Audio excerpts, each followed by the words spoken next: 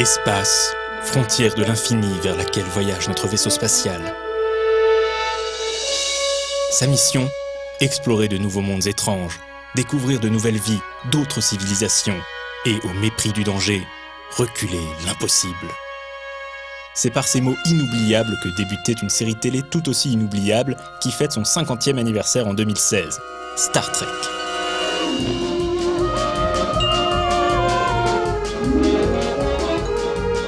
En revanche, avec une bonne centaine de jeux vidéo basés sur cette licence depuis 1978, autant dire que la grosse majorité de ces adaptations n'est pas aussi mémorable. Certains titres sortent toutefois du lot et ont suscité l'enthousiasme des fans. C'est le cas de 2 jeux d'aventure développés par Interplay au début des années 90.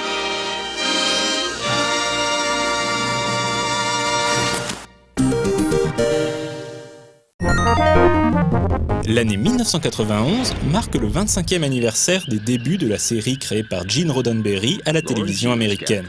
Un anniversaire qu'Interplay entend célébrer en mettant en chantier un jeu vidéo reprenant l'ambiance et les personnages de la série originale. Le jeu sortira l'année suivante sur PC sous DOS et un peu plus tard sur Amiga et Macintosh. Star Trek 25th Anniversary est en quelque sorte une mini-saison inédite. Le joueur est invité à prendre part à 7 missions de l'Enterprise, présentées comme s'il s'agissait d'épisodes de la série télé.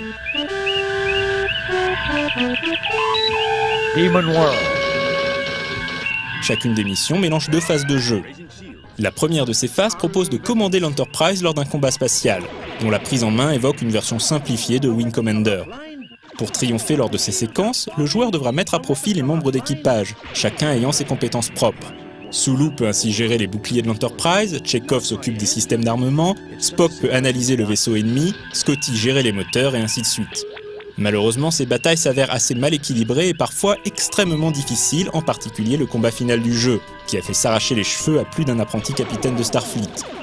Heureusement, les phases de combat ne sont que des interludes et le plus gros du jeu prend la forme de phases d'aventure point and click durant lesquelles une équipe se rend à la surface d'une planète ou dans une base spatiale pour mener l'enquête. L'équipe est invariablement constituée du capitaine Kirk, de Monsieur Spock, du Dr McCoy et d'un Red Shirt, ces fameux membres d'équipage à l'uniforme rouge et à la très faible espérance de survie. Le joueur incarne Kirk, mais pourra donner des ordres à ses compagnons afin qu'ils effectuent certaines actions ou simplement débattre avec eux de la meilleure manière de procéder. Car de nombreuses situations peuvent être résolues de plusieurs manières, et la performance du joueur sera évaluée par Starfleet à la fin de chaque mission. Comme dans la série, les Red Shirts auront tendance à rapidement mourir, mais le joueur recevra une meilleure évaluation s'il parvient à les garder en vie. Pour obtenir le meilleur score, le joueur devra également se montrer diplomate lors des dialogues, même si le capitaine Kirk a parfois une conception bien à lui de la diplomatie. Most High Prelate Angiven, I am honored to meet you. I consider it my divine duty to assist you in any possible way with the spawn of the devil. Outre sa réalisation technique très soignée, la plus grande réussite de Star Trek 25th Anniversary est sans aucun doute la manière dont le jeu parvient à reconstituer le style et l'atmosphère de la série télé.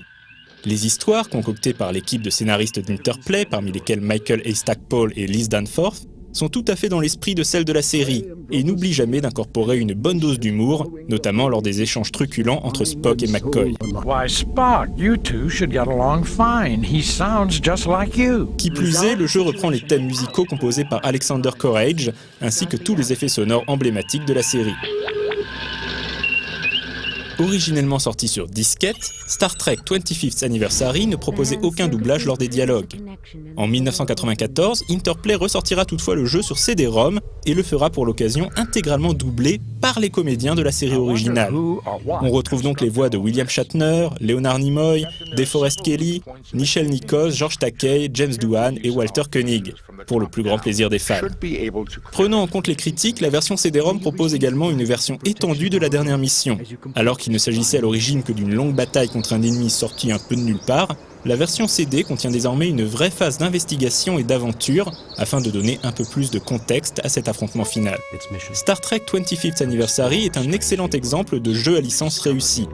Le gameplay est solide, les histoires classiques mais respectueuses du matériau d'origine, l'ambiance est parfaitement reconstituée, et l'enregistrement des voix par le cast de la série pour la version CD-ROM achève de faire du jeu d'Interplay l'un des tout meilleurs jeux vidéo Star Trek, toutes époques confondues.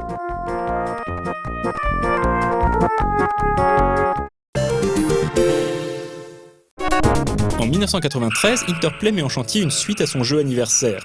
Baptisé Judgment Rights, ce nouveau jeu développé par la même équipe reprend à la lettre la formule et le style graphique de Star Trek 25th Anniversary, mais propose cette fois-ci 8 nouvelles missions pour l'Enterprise et son équipage.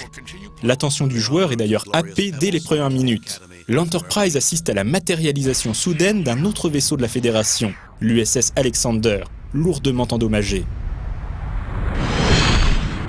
Le capitaine de l'Alexander explique que le vaisseau est revenu du futur et que dans 8 jours, la Fédération sera totalement détruite.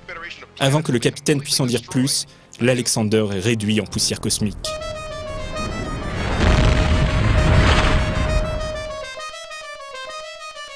S'ensuit une bataille entre l'Enterprise et des pirates de l'espace. C'est ce qu'on appelle un début explosif. Contrairement à son prédécesseur, dans lequel les épisodes étaient indépendants les uns des autres, Judgment Rights possède un fil rouge donnant plus de cohérence et de richesse à l'intrigue, même si ce fil conducteur ne devient apparent qu'après quelques missions. Quelques modifications ont également eu lieu côté gameplay. On peut notamment choisir le niveau de difficulté des batailles spatiales, voire de les désactiver purement et simplement. Ces ajustements permettent à Judgment Rights d'être encore meilleur que son déjà excellent prédécesseur. En 1995, Judgment Rights aura lui aussi droit à une édition CD-ROM intégralement doublée. En plus des acteurs de la série originale ayant déjà repris du service pour 25th Anniversary, Judgment Rights bénéficie également du concours de Majel Barrett, qui incarnait l'infirmière Chapel dans la série, mais prêtait également sa voix à l'ordinateur de l'Enterprise, rôle qu'elle reprend dans le jeu. L'édition CD-ROM contenait également un disque bonus intitulé Souvenir Disque, contenant divers bonus. Des interviews making-of avec l'équipe de développement du jeu, un long entretien avec Leonard Nimoy, ainsi que des morceaux choisis d'une interview de Gene Roddenberry, enregistrée peu avant son décès en 1991. I want to touch on the problems of superstitions which rule the world and set people bombing each other. L'interface de ce disque bonus est une reconstitution en images de synthèse du poste de commandement de l'Enterprise.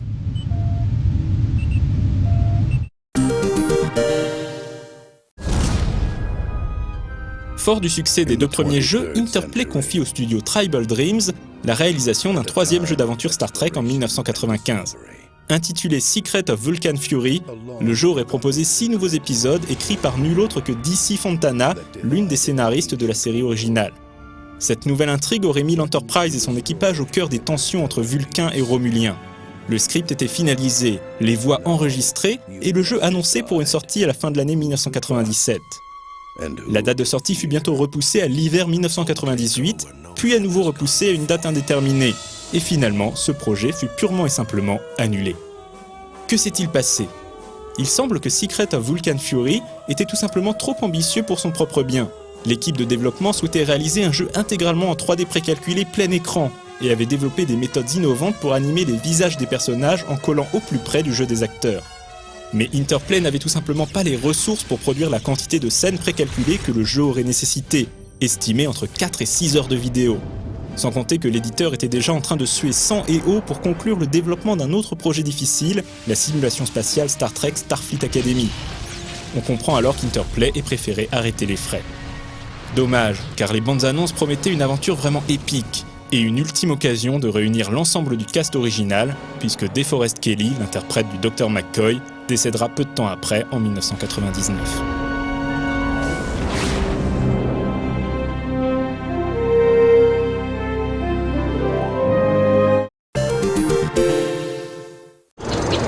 Malgré le goût amer laissé par l'annulation de Secret of Vulcan Fury, Star Trek 25th Anniversary et Judgment Rights demeurent d'excellents jeux d'aventure, qui ont fait le bonheur tant des fans de la franchise que des joueurs amateurs de point and click et de science-fiction. Certains fans n'hésitent d'ailleurs pas à considérer que les 2 jeux d'Interplay constituent 2 saisons à part entière, permettant de vivre les 4e et 5e années du grand voyage de l'Enterprise aux côtés de l'équipage.